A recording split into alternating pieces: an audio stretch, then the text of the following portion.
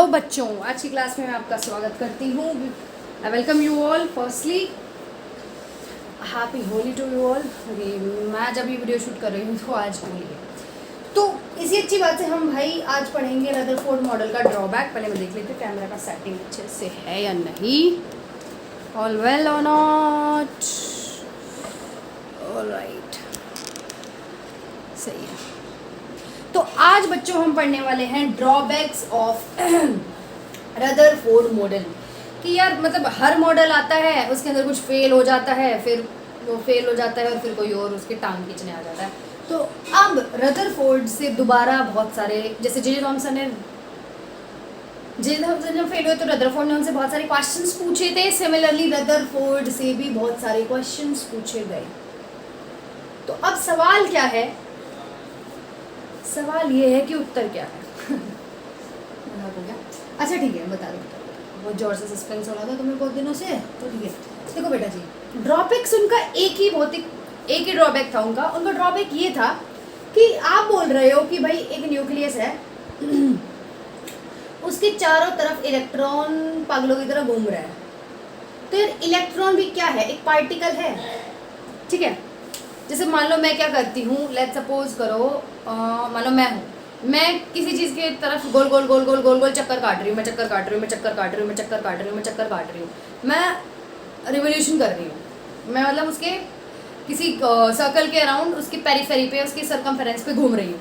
एक टाइम ऐसा आएगा मैं थक जाऊँगी तो मैं क्या करूँगी? वापस अपने प्लेस पे आ जाऊँगी।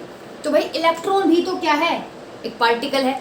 अगर इलेक्ट्रॉन एक पार्टिकल है और भाई वो आप बोल रहे हो कि भाई वो घूमता रहता है, कंटिन्यूसली घूम रहा है, इलेक्ट्रॉन घूम रहा है, तो इलेक्ट्रॉन एक पार्टिकल है। और जब वो इलेक्ट्रॉन एनर्जी लूज करेगा, जब वो इलेक्ट्रॉन बेचारा थक जाएगा, तो वो इलेक्ट्रॉन थकने के बाद क्या करेगा? होगा ऐसे इलेक्ट्रॉन, मान लो ये न्यूक्लियस था, इलेक्ट्रॉन पे नेगेटिव चार्ज, न्यूक्लियस पे पॉजिटिव चार्ज। तो इलेक्ट्रॉन क्या करेगा? घूम के जब वो थक जाएगा तो वो एक स्पाइरल पाथ, स्पाइरल ऐसा होता है ना, ऐसे, इस पाथ को बोला जाता है स्पाइरल पाथ। तो ये जो इलेक्ट्रॉन है वो स्पाइरल पाथ को कवर कर करके बीच में आ जाएगा। ये न्यूक्लियस था, इसके चारों तरफ इलेक्ट्रॉन घूम रहा है। वो इलेक्ट्रॉन तेजी से पहले तो घूम रहा है, अकॉर्डिंग टू रदरफोर्ड वो ऐसे रोटेट कर रहा है, लेकिन वो रोटेट कर रहा है तो थकेगा, अपने घर पे जाके बैठ जाएगा। तो सिमिलरली उनसे भी पूछा गया कि भाई आप तो बोल रहे हो कि भाई इलेक्ट्रॉन रिवॉल्व कर रहा है, लेकिन आप मेरी सवाल का जवाब दो कि इलेक्ट्रॉन एक पार्टिकल है, वो भी तो बेचारा जब कंटिन्यूसली रोटेशन करेगा, वो एक्सेलरेशन करेगा, उसकी वेलोसिटी चेंज हो रही है। देखो बेटा, जो वेलोसिटी होती है वो किसी स्पीड से या किसी वेलोसिटी से ही घूमेगा। आप इसको स्पीड नहीं बोल सकते। आपने पढ़ा होगा फिजिक्स के अंदर कि भाई वो किसी स्पीड से भाग रहा है, लेकिन जब स्पीड की डायरेक्शन, एक तो ऐसी स्पीड जो बिल्कुल सीधे जाना, एक क्या हो रहा है, आप स्पीड की डायरेक्शन भी चेंज कर रहे हो। यहाँ पे अगर मान लो ये एक सर्कल है, यहाँ पे कोई चीज़ किसी स्पीड से जा रही है, तो यहाँ पे डायरेक्शन भी इस पॉइंट पे भी डायरेक्शन चेंज है उस पार्टिकल की, यहाँ पे भी चेंज। हर पॉइंट पे टेंजेंट ड्रॉ करके हम क्या निकाल सकते हैं? किसी की डायरेक्शन निकाल सकते हैं। तो अभी फिलहाल जब मैं पढ़ाऊंगी फिजिक्स में मैं ये वाला चैप्टर आपको, ठीक है, जब मैं आपको और अच्छे से एक्सप्लेन कर दूंगी, लेकिन हाल फिलहाल इतना समझो कि ये इलेक्ट्रॉन है भाई, ये क्या होगा? एक्सेलरेट करेगा, घूमेगा। उस एक्सेलरेशन से इलेक्ट्रॉन थकेगा, इलेक्ट्रॉन की एनर्जी लॉस होगी, इलेक्ट्रॉन कहेगा यार भाई बस मेरे से और नहीं हो रहा है ना। तो इलेक्ट्रॉन क्या करेगा? एक ऐसे घूमता न्यूक्लियस पे आकर गिर जाएगा। जो इलेक्ट्रॉन है वो घूमता न्यूक्लियस पे आके गिर जाएगा। ऐसा उनसे उस सबने रदरफोर्ड से पूछा कि यार ऐसे भी तो हो सकता है, अगर इलेक्ट्रॉन पार्टिकल थक हार के न्यूक्लियस पे आके गिर जाएगा, लेकिन एटम तो बहुत ज़्यादा स्टेबल है, एटम तो बहुत ही ज़्यादा स्टेबल है। तो अब इस हिसाब से तो आपने जो बोला है कि भाई वो रिवॉल्व करता है, अगर वो रिवॉल्व कर ही रहा है तो वो तो ऐसे स्पाइरल पास करके न्यूक्लियस में आके गिर जाएगा। और इस हिसाब से तो एटम बहुत ज़्यादा अनस्टेबल होना चाहिए, क्योंकि भाई कोई एटम है उसके अंदर गड़बड़ हो गई। बेसिकली अगर एटम स्टेबल होता तो इलेक्ट्रॉन मज़े से एक जगह रहते, रोटेट करते रहते। लेकिन अब क्या हो गया, इलेक्ट्रॉन घूम घूम के एनर्जी लूज कर देता है और यहाँ पे आ जाता है, एनर्जी लूज कर दी उसने, वो एक जगह ऐसे पड़ जाएगा। तो इस हिसाब से तो भाई एटम जो है वो क्या है, अनस्टेबल। लेकिन हम तो मतलब पढ़ते आ रहे हैं एटम तो बहुत ज़्यादा स्टेबल एक चीज़ है, तो एटम क्या फिर हम अनस्टेबल माने? तो इसका जवाब हमारे रदरफोर्ड जी के पास नहीं था, कि उनके पास ये जवाब नहीं था कि भाई वो जो न्यूक्लियस है उसके चारों तरफ आपने बोला है इलेक्ट्रॉन घूमते रहते हैं, कि भाई वो अट्रैक्ट होकर न्यूक्लियस के पास थक हार के गिर भी तो सकते हैं, क्योंकि भाई देखो सीधी सी बात है, इस पे पॉजिटिव चार्ज है और इस इलेक्ट्रॉन पे नेगेटिव चार्ज है। ये थोड़ा बहुत पहले तो घूमेगा फिर पॉजिटिव और नेगेटिव के बीच में अट्रैक्शन होगी, वो ऐसे zoom zoom zoom zoom zoom zoom इस न्यूक्लियस पे आके गिर भी जाएगा। तो मतलब आपका एटम तो कोलैप्स हो गया, शेल्स आपस में बेसिकली हमें तो पता है ना शेल्स होती हैं, लेकिन मैं आपको वैसे बताना चाहती हूँ कि ऐसे तो भाई सारा एटम से चिपक जाएगा। पहले मान लो ये एटम थे, इसके साइड में शेल्स घूम रही थी, शेल्स में इलेक्ट्रॉन घूम रहे थे, तो आके एटम पे चिपक गए, मतलब एटम तो अनस्टेबल है।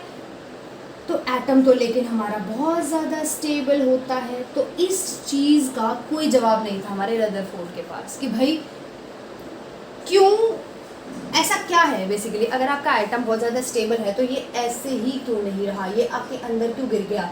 तो इनका जवाब हमारे रदरफोर्ड के सामने नहीं था। यही एक बेसिकली उनके पास उनका सबसे एक ही डिमेरिट थी, एक ही ड्रॉबैक था उनका कि भाई जैसे सन की तरफ प्लैनेट्स घूमते हैं, सिमिलरली आपने ये कंसेप्ट बताया न्यूक्लियस के नाम इलेक्ट्रॉन आके गिर क्यों नहीं गए इसके अंदर, क्यों नहीं गिर गए?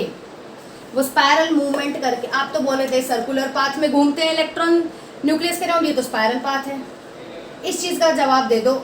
अगर इस चीज़ का आंसर हमारे रदरफोर्ड के पास होता तो ये model the well accepted model होता हमारे यूनिवर्स के अंदर, ठीक है। तो इन चीज़ का जवाब नहीं था, लेकिन इस चीज़ को सोल्व करा एक दूसरे साइंटिस्ट ने, और इस मॉडल को ऐसे नहीं है फेल हो गया, इनमें बहुत सारी अच्छी अच्छी बातें थी। सबसे पहली बात तो इन्होंने बता दिया कि भाई न्यूक्लियस भी कोई चीज़ है और भाई इलेक्ट्रॉन इसके चारों तरफ घूमते, तो उन्होंने और साइंटिस्ट को हिंट दे दी। अब सोचो मेरी बात, अगर कोई समझदार इंसान देखेगा तो समझदार इंसान ये सोचेगा कि भाई इस भाई साहब ने इतना बता दिया, अगर इस चीज़ का मुझे ये आंसर मिल जाए कि ये इलेक्ट्रॉन्स इस न्यूक्लियस में आके चिपक के जा क्यों नहीं रहे, वो एनर्जी लूज करके इस न्यूक्लियस में क्यों नहीं आके घुस गए, तो ये मॉडल सबसे बेस्ट मॉडल होगा। तो इस यही दिमाग नील्स, बड़े तेज चालाक आदमी थे, उन नील बोहर ने, अब अगले साइंटिस्ट आएंगे नील बोहर, जो नील बोहर थे, अब वो इस चीज़ को समझाएंगे कि भाई ये जो इलेक्ट्रॉन है ना, जो रदरफोर्ड ने सही बोला है, वो गोल गोल ही घूमते रहते हैं, लेकिन कोई चीज़ है जो उनको ऐसे बैलेंस कर देती है जिससे कि वो इलेक्ट्रॉन नीचे नहीं गिरता। अगर मान लो मैं हूँ, मेरे को कोई मान लो मैं 24 घंटे खड़ी हूँ, मेरी एनर्जी लूज हो गई और मैं बैठ गई, ऐसे हो गया। लेकिन नील ने बोला कि मान लो मैं एक इलेक्ट्रॉन हूँ, मैं अपनी जगह पे ऐसे ऐसे ऐसे